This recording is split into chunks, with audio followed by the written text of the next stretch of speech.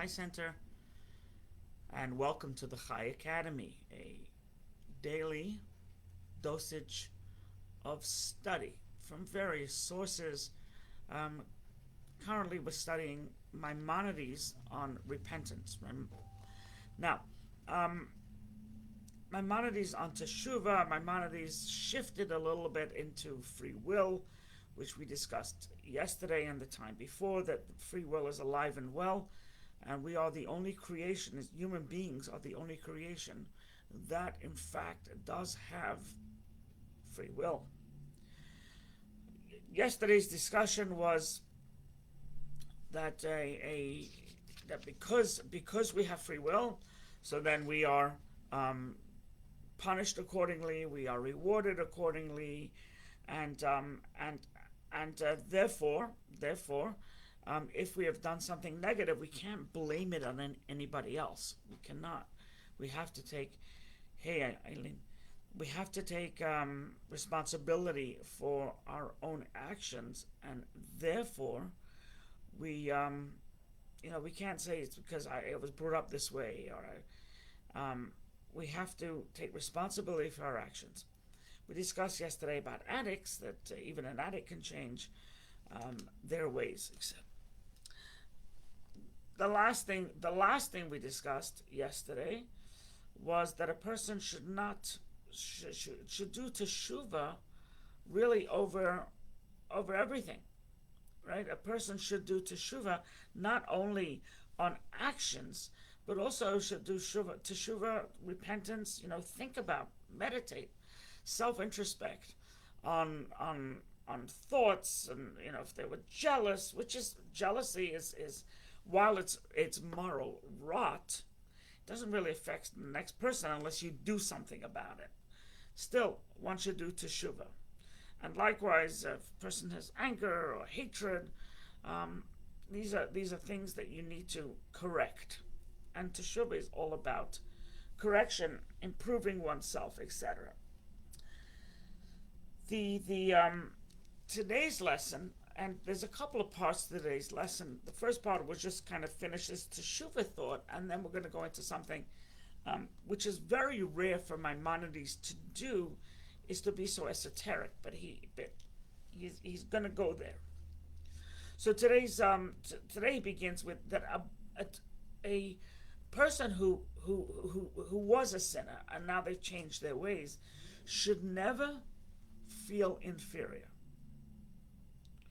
right? And you find that a lot, by the way. You find it a lot that somebody who changed their ways to become a better person, they always feel less than. And my mind is saying, don't feel less than, because if you think about it, your reward is greater than somebody who was never tempted. And I use that example, right? I've never been tempted by lobster. I never will touch lobster. It's not something that's in my it's not, I wasn't brought up with it. I don't know the taste. I could care less about it.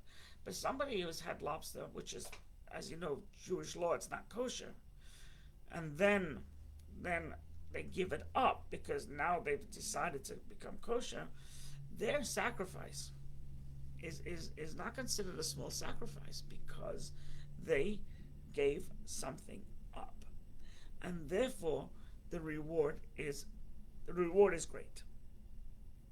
The reward is great. So a Baal Teshuva, as he calls it, a master of return, should not feel at all in any way, shape, or form inferior. And in fact, if you really think about it, every single person in the world is a Baal Teshuva. Nobody's perfect. We all have something to repent for. We all have something that we're remorse. We all have something we need to resolve to do better in the future. So there's nobody perfect, right? Every single person has made an error, right? Every single person has committed a faux pas. Every single one of us. He says that but he says, so in addition to not feeling inferior, and in addition that a person has great rewards if somebody stopped a negative trait. It could be person to person, person to God, whatever. It doesn't matter what it is. If a person has stopped negative behavior, they are to be lauded, and they are lauded by God, and the reward is great. He says, but in addition to that, he says, if the in their prior state they were removed from God, but in their new developed state of Teshuva, they are brought really close to God. God has a special place in his heart for those that take upon themselves and change themselves for the better. A special place. And there's actually an expression in the Talmud. It says in the place where those that did Teshuvah stand, a tzaddik, a righteous person who's never, quote unquote, sinned, cannot get there. The Baal Teshuvah is in a loftier spiritual position.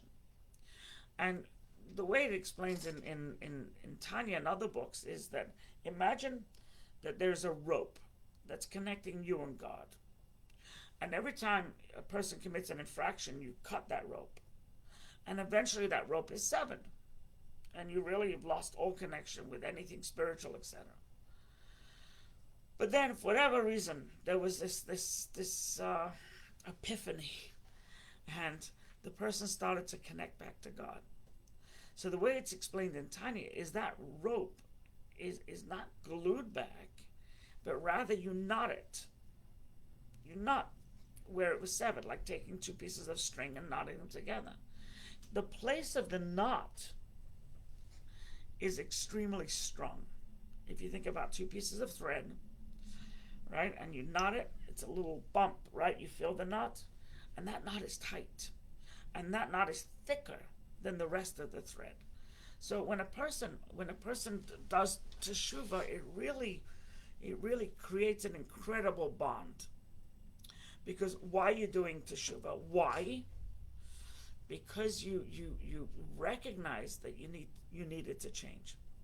Somebody, even the righteous, we can all do better, right? So even the righteous, if they don't better themselves, they are at a lower level than somebody that does better themselves. If somebody does something out of rote, as opposed to someone doing something out of fervor, there's no comparison. So the one should not. So he says that's another reason why a Baal Teshuvah is so precious in God's eyes, and he gives another reason. He says generally when a person's a Baal Teshuvah, they're very humble. They're not arrogant, and they're extremely humble. They that's their manner.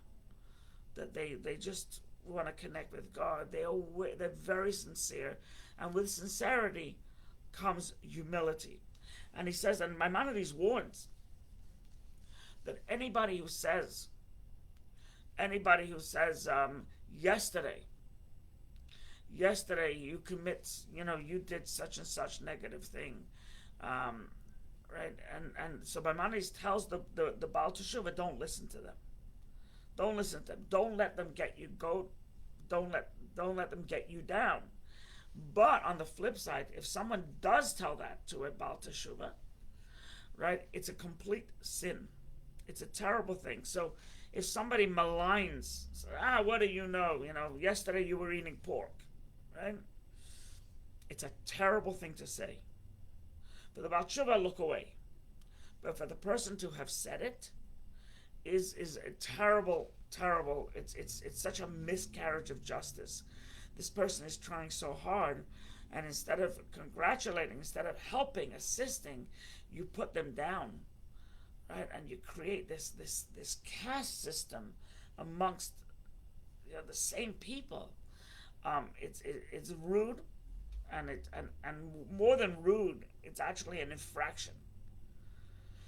And a person should never mistreat somebody like that.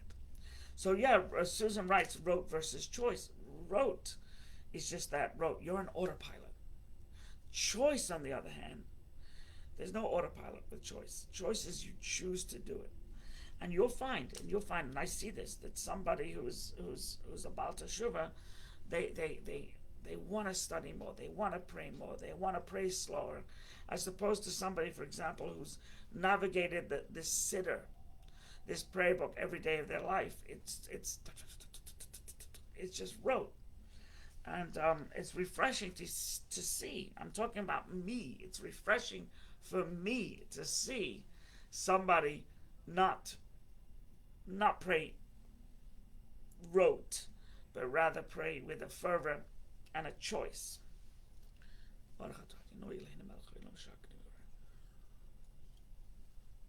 Now, so that pretty much ends chapter 7 of Maimonides' Teshuva. In chapter 8, it's still under the header of the laws of Teshuva, but he goes into a whole different kind of section, and it's actually fascinating. And once again, he usually doesn't do this. He usually sticks to facts. So Maimonides says that somebody who's either righteous or Baal Teshuva, who've become proper and take the moral choice and take the high road, etc., etc. He says there is tremendous, tremendous good waiting for them in the world to come. Right? The world to come here he's referring to is what we colloquially call heaven. But posthumously, a person passes, their soul ascends, and they're deemed to be righteous, they're deemed to have really worked on themselves and corrected different wrongs, etc. And he says that is so the reward and the goodness is hidden for them until they get up there. And he says, and they're alive, their souls are alive. And he says, furthermore, their souls are alive and there's no death to follow. So here we always live with that black cloud, right? We live, when you're 20s, when you're 30s, you don't really think about it. But as you get older, you start thinking about your own mortality. You know, you start getting life insurance, you start drafting up a will, and the older you get, you begin to talk about it. But so he says, when a person gets up to heaven, when that soul gets up to heaven, there's no death waiting for you at the end of that time. It's only life that doesn't have a death beyond it. So there is no death. And he says the reward of the righteous is that they will take pleasure and take part in this good that's waiting for them. And the punishment for the wicked is that and the retribution is that there is no good waiting for them. So he says somebody who and once again we've discussed that 99.9% of people, even if they don't get to heaven right away, they have to take a detour, will get to heaven. There are some people who will just won't get to heaven. They're so they're sinners that cause the multitudes to sin, etc. So they will not end up in heaven, but rather it's over. It's over. So they actually live once. They live here. They did terrible things. Hitler doesn't live on after. Just done. Cut off. And it's tremendous pain for the soul to have basically to be cut off. So he says the world to come is a world of souls. There's no bodies. There's no physical form. And it's only the souls, this energy, right? And so because there's no form, he says there's no eating, there's no drinking, there's no sexual relations, there's no happiness, there's no sadness, there's it's just this energy. So so he says, so what is it? He says that basically the soul goes up to heaven and it basks in the glory of the divine presence. and it enjoys every moment of it. So it's in heaven, right? It is with other souls, and they basically they are feeling this glow of God, and they're studying God, and the so they there's no work or labor, but rather it's all the pursuit of godliness, um, and it's basically it's the soul is just have the knowledge, is just gaining knowledge. Now, where in heaven do you go? It all depends how much knowledge you have. That's your starting point, right? So it's according to its knowledge power. So a person who's studied a lot about God and a lot about what it means and kept that knowledge led to action, they'll start on a certain level of heaven. Somebody who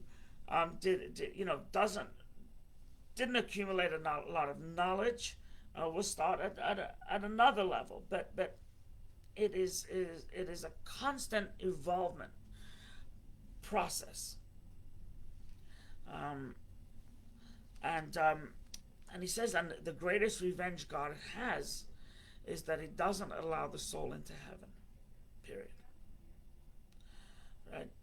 And he says, and that soul is just basically just wonders. It has it's on a permanent just floundering. Once again, that's very few and far between. The Maimonides says that we shouldn't poo-poo what the souls do, because a person, Maimonides preempts that a person may think to themselves. He says that reward for all, for me keeping kosher all my life, there's got to be a better reward than basking in the glory of the divine presence, right? I want Chateaubriand. I want the eye of the ribeye. I want, right, and I want to have great sex, and I want to have great clothing. I want to have just this great life. So he says it doesn't work that way. He says, in fact, the very premise, and he talks about it, that they say that there's 72 virgins waiting for you in heaven. He says that very premise is so off base, right? Because in heaven, there's no genitalia, there's no sex, there's no you're virgin versus a non-virgin, or there's nothing like that, right? There's no bodies coming together. He says it's just a foolish and it's just decadence. That's what those are the words he uses. He says heaven is a spiritual form. He says, so why do people talk about heaven in terms of virgins and heaven in terms of it's just you get to live in this great mansion and you have servants. He says because the knowledge is limited and you just think, right? You're in a body now, so you think to yourself, what would make me happy now? And that is good food, good ambiance, good friends, and good sex, right? And Johnny Walker Blue, he says, when you get up there, it's all meaningless. It's all meaningless. You don't even give it a second thought. You're not in that mode. It's how can my soul be nurtured?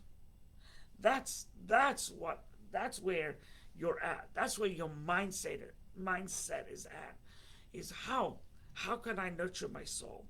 Or oh my goodness, I'm going to meet Moses next week, as opposed to meeting, a Angelina Jolie, right?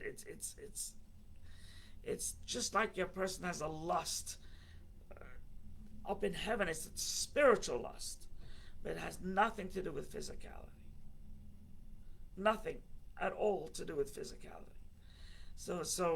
And it's only because our bodies have such an influence over our souls, is that we think like that. But truth be told, we there's no thought process that that is there's just not. It's You're comparing apples to apples.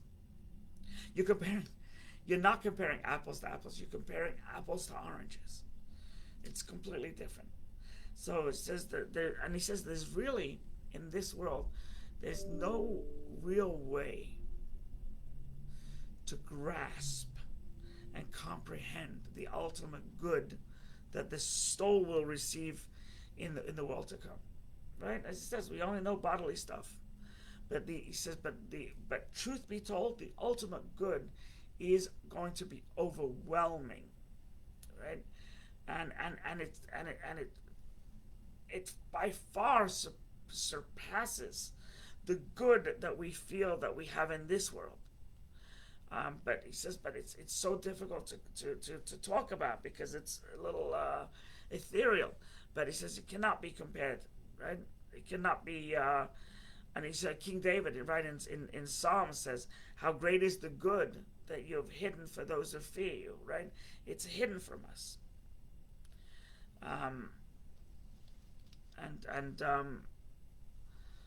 So that's we'll stop here for now. But essentially, he does go on a lot. He does go on a lot about that it's hidden, it cannot be comprehended. But rest assured, he says, it is a reward. It is an incredible reward that is awaiting for us. And he says that unfortunately, man in the physical world doesn't have what it takes to appreciate the good. Right? God made it, and God said it's good, so it's good. But we don't have to, right? And there's absolutely no likeness to it. So that's how he finishes. Now, the perhaps we could answer a question where it says in the Torah that if a person honors their parents, they will live a long life. Sometimes you see a person is very honorable, doesn't live a long life. So Maimonides touches upon that, and Maimonides says that perhaps the long life that is referring to is the long life up in heaven. It's not necessarily referring to a long life down here. Remember, this world is a temporary hiatus. This world is, our soul came from somewhere and it's going to somewhere. And it's here for 80, 90, 100 years. But it's not here for more than that. But the worlds are much, much greater. So we shouldn't be led astray by something that's temporary. Rather, keep our eye on the prize and focus in where is permanence. Where is permanence? And so therefore, one of the greatest mitzvahs you can do is to honor our parents, because that guarantees you, that's how Maimonides explains it, a great and long afterlife. It accumulates so many merits. So that's the bottom line, is that we have to do as much as we can to get into Olam Haba, in the world to come. And now there's also another world to come, and that is a total other subject. But the world to come we're talking about is the one where souls go after passing. Any questions?